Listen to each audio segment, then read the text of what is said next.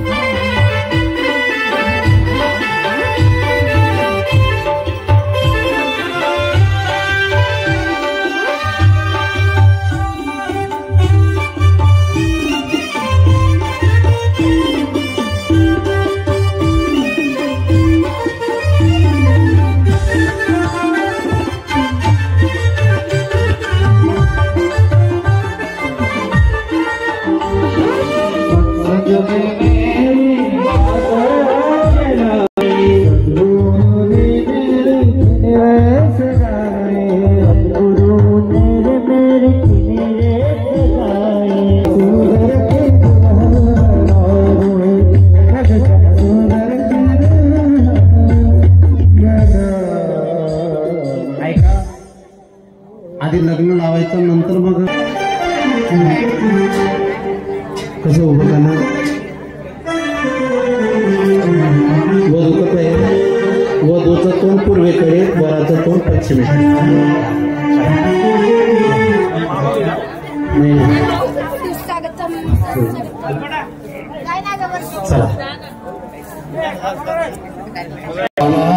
वस्तित तदगते मनसा पश्यन्ति योगिनो यस्यान्तं न विदुः सुरासुरगणा देवाय तस्मै नमः. कुर्यात् सदा मंगलं शुभं भवतु सावधान. 9-11 लग्न विष्णुवर्ग समयो सावधान. कस्तुरी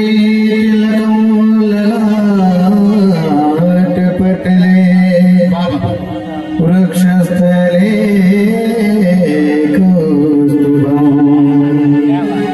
नासाग्रे नवमोक्तिकं करतले वेणुकरे कंकणं सर्वांगे हरिचरणं सुललितं कंठे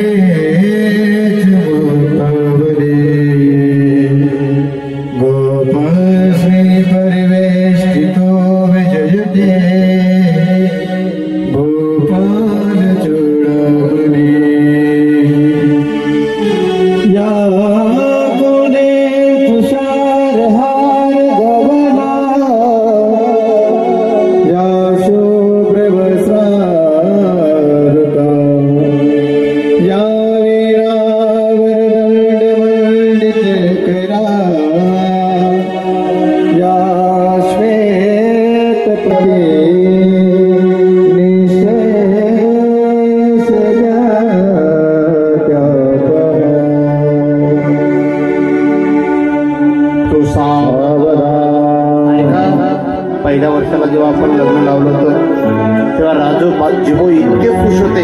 एवढा आनंद त्यांनी अनुभवला होता आणि घेतला होता. आपण त्या राजूजीबोंची स्मृती म्हणून का होईना आज राजूजीबोंना आनंद वाटेल म्हणून आपण लग्न लागल्यानंतर विवाह साजरा संपन्न झाल्यानंतर तो नृत्य करून आपण राजूजीबोंना एक प्रेमपूर्ण भावपूर्ण श्रद्धांजली समर्पित करू. अशा प्रकारचं मनात ठेवू शेवटचं मंगलाष्टक म्हणतो. आता अंतरपाठ काढून घ्या. कल्लर वधूने वराची पूजा करायची. पूजा चालू आहे, करतायत ना. गंगा सिंधू सरस्वती यमुना गोदावरी नर्मदा कावेरी शरयू महेंद्रतनया चरमवती वेदिका क्षिप्रा वेत्रवती महासुर नदी ख्याता गया गंडकी पूर्णा पूर्ण जले समुद्र सहिता कुर्वन्तु मे मंगलम. कुर्यात् सदा मंगलम शुभम भवतु. सत्राय पुनः परतु समयो सावधान तदेव लग्नं सुदिनं तदेव आबलं चन्द्रबलं तदेव विद्याबलं दैवबलं तदेव लक्ष्मी फलेति वनस्पता.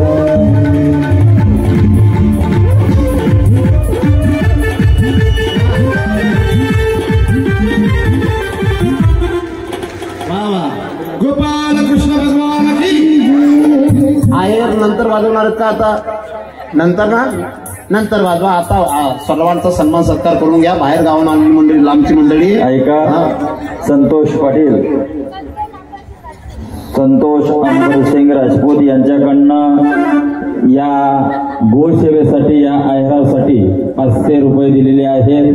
सगळ्यांना गणू भोंचे काकू त्यांनी गो मातेसाठी 1100 रुपये दिले होते. बरं, ते धुळ्याला जातात माळकरी. त्यांच्याकडे काय सासूचं नाव काय? बाळू नाना यांच्याकडून. बाळू केसरसिंग राजपूत यांच्याकडून. चला नातून घेऊ. नंतर 2 मिनिटात सत्कार करू. ते आपल्याला शाळेसाठी त्याची जाते द्यायची नंतर.